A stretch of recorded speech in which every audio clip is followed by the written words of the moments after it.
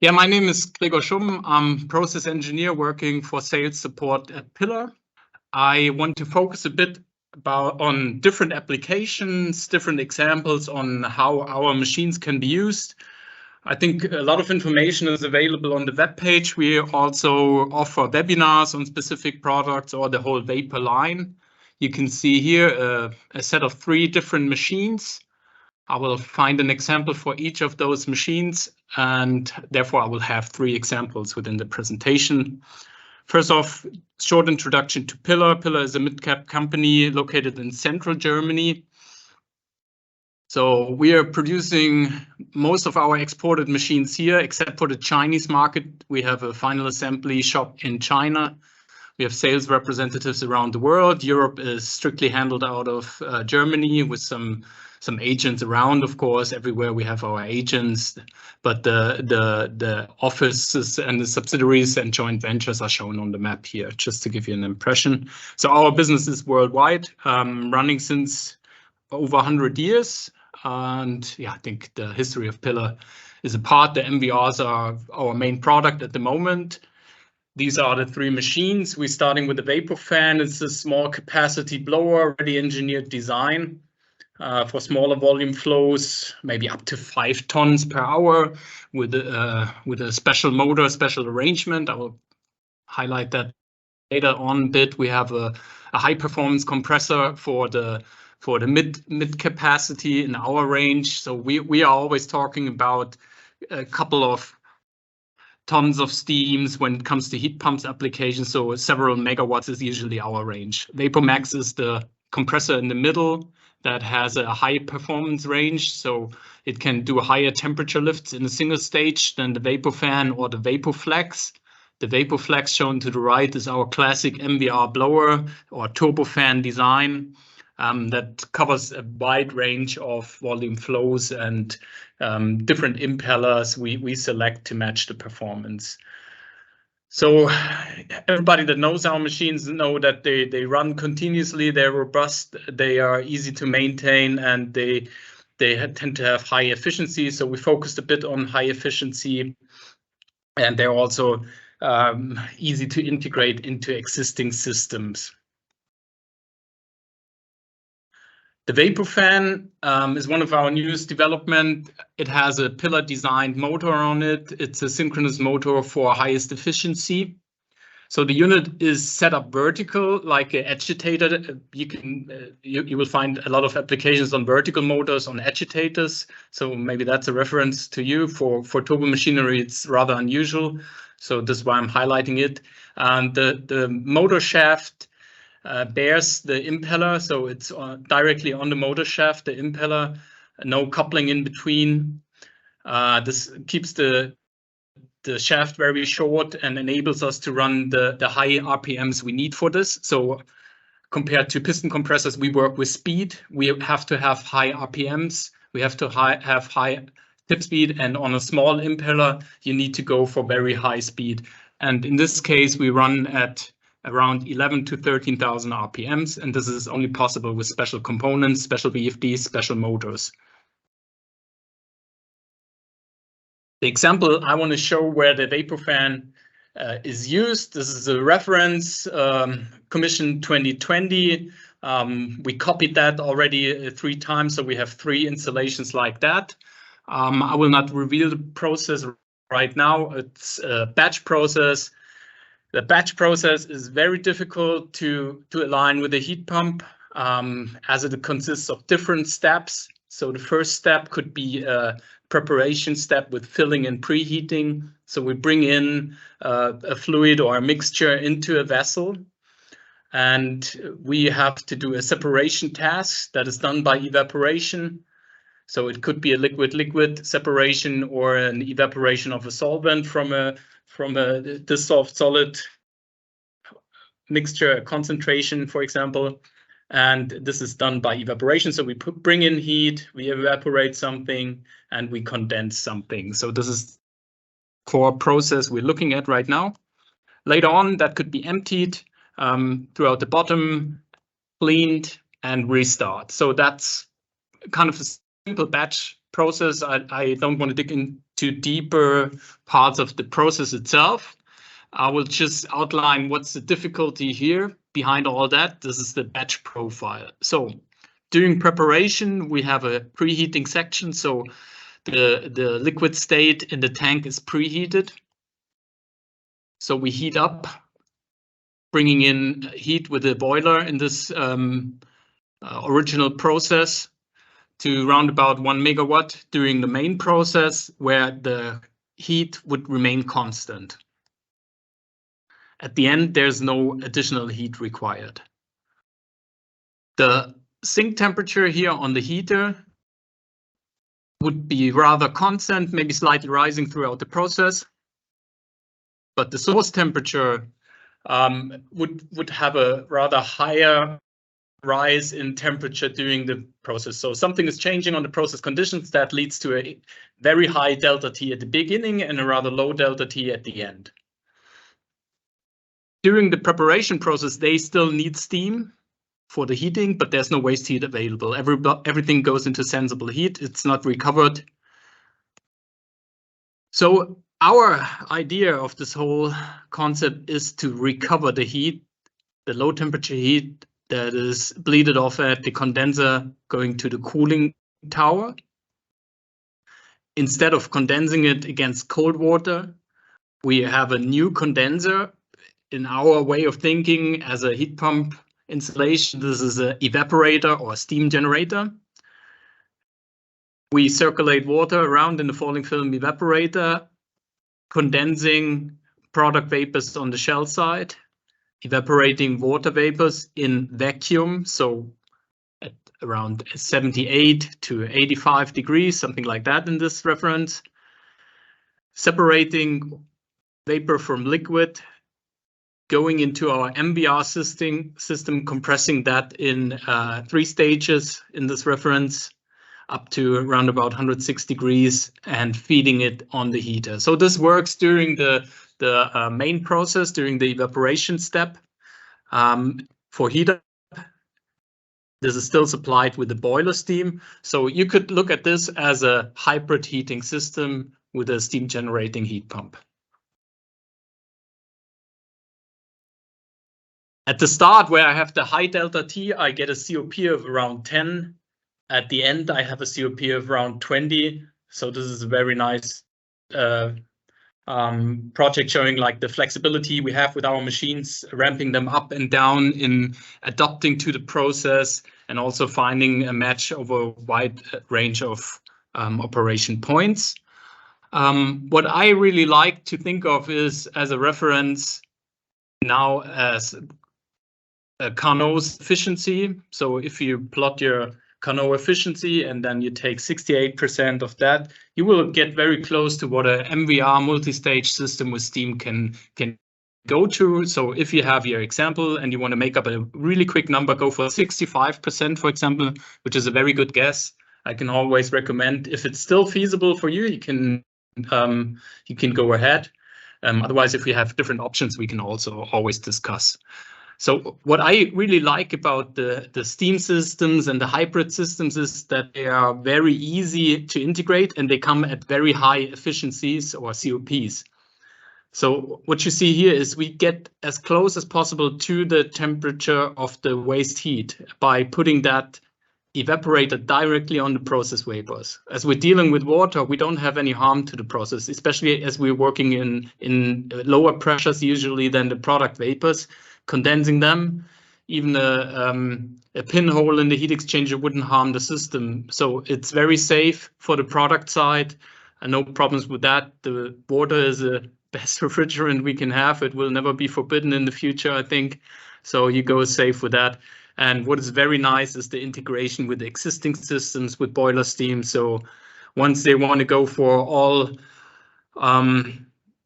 renewable, they go for biogas, or they put in an electric boiler and the system keeps running. So 90% of the CO2 emission reduction is already done here. So if they want to have the last 10%, they exchange the boiler, don't have to put in a lot of electric heat or biomass to get the full efficiency. It's easy to integrate. we are very free with the spacing or with the placing of this. We don't need an additional water circuit or so. So this is why it's so efficient, I would say. I don't have a very nice picture of this reference for good reasons. This is the two-stage vapor fan arrangement. In this reference, we have a three-stage, which looks slightly different. We can put it on a third platform, maybe on a concrete plinth. You can put it on a separate step. So this is what I mean with saying we are very flexible with the placing of single components. You can put them on a mezzanine or in a platform, so to say, somewhere up in the air. Putting our machines 30 meters up in the air is not unusual.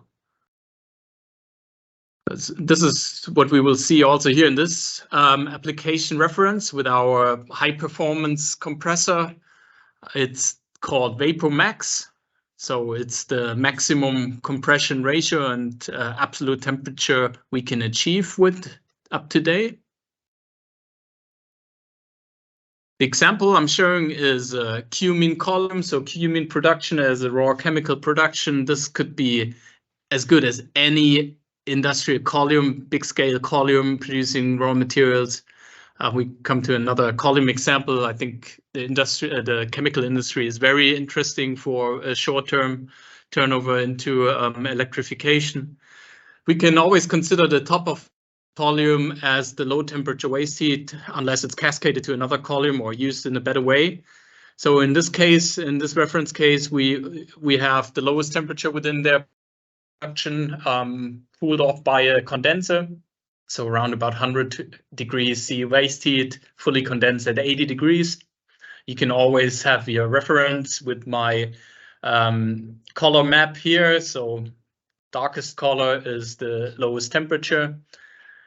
And as we go into steam production, we have an evaporator / condenser, again, taking boiler feed water, so softened water, good water quality, and generate steam from that.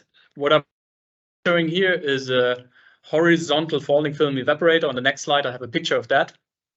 Product is on the tube side, water is on the shell side. It's the other way around, as I was showing earlier, but it's also possible. It's not as common as a classic falling film evaporator with the water on the tube side, but it comes with benefits. So in this case, we're generating 80 degrees steam by blocking off more or less the vapor line to the main condenser, make sure that enough vapor goes to our evaporator. And the steam generated is then compressed in 2 MVR trains. We can also call them mechanical vapor compressors. I think MVR is a term we can discuss. So whether it's an MVC or MVR, for me, it's the same machine. What is very important is that we have one compression system that really acts like a system, even though it's 5 different machines. It gives us the flexibility to align different machines in different ways, always matching the best efficiency and the possibilities to allow the system to work in the way we want to have it. In this example, we're starting at 80 degrees, which is slightly below 500 millibar absolute, going to 5 bar G roundabout. This is their low pressure steam header. And then we're integrating another steam source on this header as they're having access on this header of steam, boosting that up to 20 bar and then feeding it into the medium pressure steam line. In this case, we're compressing around about 39 to 40 tons, 42 tons at the max of steam per hour. The COP is not brilliant, I have to say, but we are fighting Carnot's efficiency all the time. So we cannot do too much about that. We can improve the efficiency a bit. We can do some clever integration of flash vapors here and there, but in the end, this is a compressor always coming at a polytropic efficiency around about 80%, which is very nice with the interstage cooling, with the water injection that boosts up the efficiency. But in this case example, I know that wouldn't work anywhere in the world. This is in Korea. It works, apparently. They have 8 million savings per year I bet it wouldn't work on most German factories, but it outlines our possibilities, and this is what I like presenting that. We can start in deep vacuum and we can end up on a medium pressure steam line. We can be flexible with the integration of additional sources, and we can easily integrate into brownfield applications. So brownfield, you can see it here, it goes from brown to fresh. It's an additional platform being built just to service our equipment. You see the falling film evaporator here. So this is the product box ahead with the tube side, with the tube bundle, and the falling film with the distribution of water and the steam going then down and into our vapor compressors. The first 5 compressors sit on the top floor. The other 3 compressors sit off the lower part of the train. So we're saving more than 10,000 tons of CO2 by that, and I bet they get some credits for that as well. So this is a very nice, one of the newest projects we have commissioned last year, and looking to see more projects like that. The last example is an example for our VAPOFlex, the classic MVR, so to say. We would still consider that as an engineered blower, and the flex shall express a bit the flexibility we have with this product. It can be used for different applications, such as a different fluid. And we would see bioethanol or ethanol compression in this example, coming from a bioethanol production. So I will shortly introduce the core process. So industrial processes are always different. The process I'm explaining is coming from a American producer, and in this example, heat is cascaded from the stillage evaporation through the beer column to the rectifying. So what they're doing is purifying alcohol. So they start with a beer, maybe 9 to 12% alcohol by volume, and they want to end up with 100% ethanol to put in the tank, or 99 point something. So the distillation has a limit at the azeotropic point, and what they do next is they would take off that distilled vapors, pass it through a vaporizer, and put it on the mold sieve. So it's a zeolite adsorption, taking out the last bit of water, so it's a dehydration, so to say. A lot of heat is cascaded from the evaporators of the stillage. So stillage is part of a byproduct from the bioethanol plant used in animal food, and also I think in the future it will be also more and more vegan food, or subsidizing meat products, as the beer after distillation would still contain a lot of fibers and proteins, which will not end up in the alcohol stream, of course. So water and solids go down the beer column into a centrifuge, then into evaporation, and alcohol as the light boiling component will go up through the rectifier and then eventually end up in the mold sieve. So this process was considered very efficient already through the energy cascade, and what we did was even better, of course. So we took the low pressure vapors at 54 degrees C, 340 millibars at the high proof of 190 proof, which is around 95% by volume. We are compressing that in a 7-stage VAPOFlex. What's very special about this VAPOFlex is that they are designed for hazardous area and also handling a hazardous fluid. So we take all the procurements for that and have the ATEX certification. After the 7th stage, 110 degrees C saturation of ethanol vapors, which is 3 bars by then, is used in a reboiler. That is what they're calling it, because it's reboiling the vapors for the column cascade. We can still call it a steam generator. So we are producing steam here and feeding that into the distillation unit. But that is not the very smart move in that project. the very smart move is to further compress that vapor and, so to say, bypass the vaporizer and condenser, which was, not very efficient, let's say. It was condensing and re-vaporizing it. And we keep the latent state of the vapors simply by adding pressure, and can feed directly into the mold sieves at around 140 degrees C and 140 degree. So it's a 30 degrees superheat. So it's not only a 7+1 stage system, it's a 2-train system. So you can see the top floor here. Before commissioning or during commissioning, uninsulated, insulated with a drone shot from the top. This is the steam generator, and here we have the takeoff to the mold sieves. So this is the beer column rectifier column. Rectifier vapors going to stage 1, 2, 3, 4, 5, 6, 7. Split steam generation, 8-stage further vapor compression. This is the 8th stage here. We can see the falling film steam generator in the background. Received a global award on the ICME for category of energy on that. But I think the very nice thing about that is that they save 32 megawatt of gas.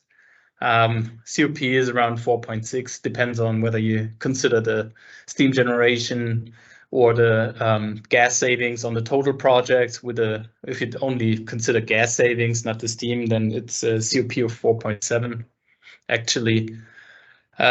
So it's a saturated temperature rise of 60 degrees, compressing more than 60 tons in 1 hour. And yeah, it's a very impressive project because with one project, they cut their energy demand by a half. My conclusion is very simple. If you have an industrial process that has a lot of waste heat, we have to offer you 2 options. We can look in if the waste heat is already in vapor state. If you have a flash vessel, if you have a distillation column, we can directly compress that vapors. So this is our expertise, the vapor compression. We're doing this since the 80s on dairy evaporators. So if you consider that as an open loop heat pump, steam generating heat pumps are existing throughout the last century, I would say. We can also use any kind of waste heat, producing fresh steam in vacuum, for example, by turning boiler feed water into low pressure steam or low temperature steam, compress it to the desired temperature level, and use that for heating the process. So if you have any questions on the machines, I welcome you to visit our homepage, sign in for some webinars. I think this is very good. Contact me, and also use the time we'll have soon to talk about the specific topic you're interested in.